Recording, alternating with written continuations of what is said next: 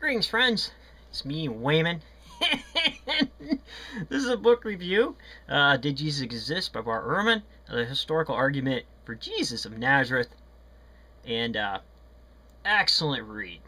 And he starts off kind of slow, but he gets going through the book, and the skeptics got stiff-armed, got an elbow from the sky, boom! Robert Price, boom! George Fraser, boom! Zindler, boom! Tom Thompson, boom! He's just nailing these guys left and right. And then he ends it with an excellent conclusion on the humanist view, not only the mythic view, but the humanist view, and talks a little bit about their agenda. So, Bible students who used to hate Ehrman, Ehrman was their worst nightmare, now breathing a sigh of relief, because they're like, wow, he didn't attack us this time. But Ehrman opened himself up with an elbow from the sky from people like Price. And what's interesting is Ehrman takes the side that the people who are doing all these ideas of the mythical and the metaphorical view of Christ, maybe he never even existed, it's all made up, aren't biblical scholars, and he is.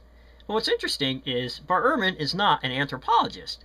So that's what I find fascinating. And also, there is no such thing as pure culture.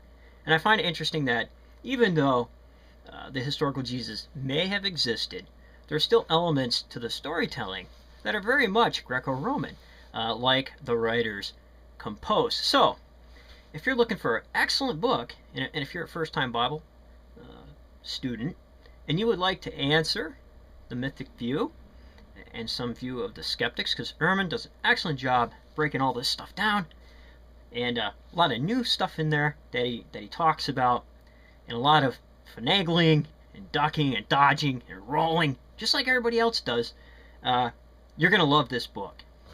Even though you might not like some of the conclusions that he has to say about the beliefs of Jesus, at least on the part of the historical Jesus, it's going to be thoroughly enjoyable, and you're going to want to tuck it under your little arm when you go out or when you make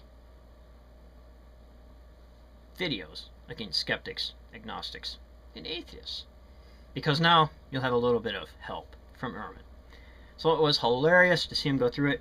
Nothing is more educational than biblical scholars and other scholars duking it out, because you learned so much. And it was an excellent read. So I'll be interested in reading some of Price's books and some of the others that he mentioned. I already read George Fraser and the Golden Bough. But what Ehrman says is that the humanist movement at times may have an underlying agenda. So they're trying to discredit, even though there's all these belief systems.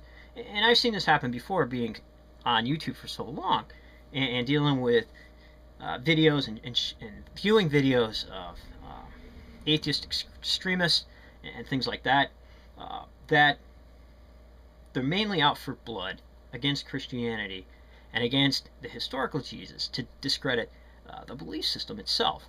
And I find that really interesting. And sometimes, like the Christians who try to overdo the proof, it ends up being this belief and all this, it goes the other way too. And then both sides have no idea what they're talking about. And I've seen this far-reaching strategy many times, and it upset me. Like Gerald Macy definitely did, where they take the 17 messiahs or whatnot, and they overreach a lot. Because I'm reading, I'm like, wait a minute, I've read the literature, and I read the Egyptian Book of the Dead, and I do not see these comparisons in the Egyptian literature that people like Gerald Macy made. Why do you bring up Gerald Macy? Because that was part of the zeitgeist references against the Christianity, as being a mythical religion. So Ehrman shows how some Aramaic words were left in with the Greek to be translated, and how that might go to earlier concerns. Although, like I said before, a lot of the mythical stories that were attached to the birth of Christ, the shows of importance and whatnot, and the beliefs that have been generated from that may be definitely Greco-Roman influence. You just can't have pure culture living in a multicultural society. So, even seen this in Judaism with the Babylonian exile. So, very interesting. So, excellent job, Bart Ehrman, and definitely it's a book that biblical students will want to carry around to answer some of the armchair skeptics, and to even answer people like me. I learned a few things in this, and it was excellent reading it. It was excellent seeing Bart Ehrman's view, as always, of biblical literature. Is Ehrman always right? No, he's not always right. Are the anthropologists and the mythics always right? No, they're not always right. But it's excellent duking it out, sifting through all this stuff, and coming up with something, something new and different, and looking at it in many different ways, because I want to know as much as I can about it. I don't necessarily pick a side. Only when I'm upset about something do I pick a side. You've all seen me pick sides before, but in reality, I'm always interested in what these guys have to say. So I'm going to be reading a few other books, and it was just excellent. So if you're ever wondering what Bart has to say about that, Christians, he's on your side on this one. Skeptics and agnostics and atheists, you got the elbow. This book was like the Royal Rumble. Seriously, he was bouncing people across the ring, coming off the top ropes, putting on sleeper holds, DDTs, everything. So when the carnage was done, he basically pinned the humanists at the end. And hey, maybe they'll get a chance to tap out, or maybe they'll kick out. Who knows?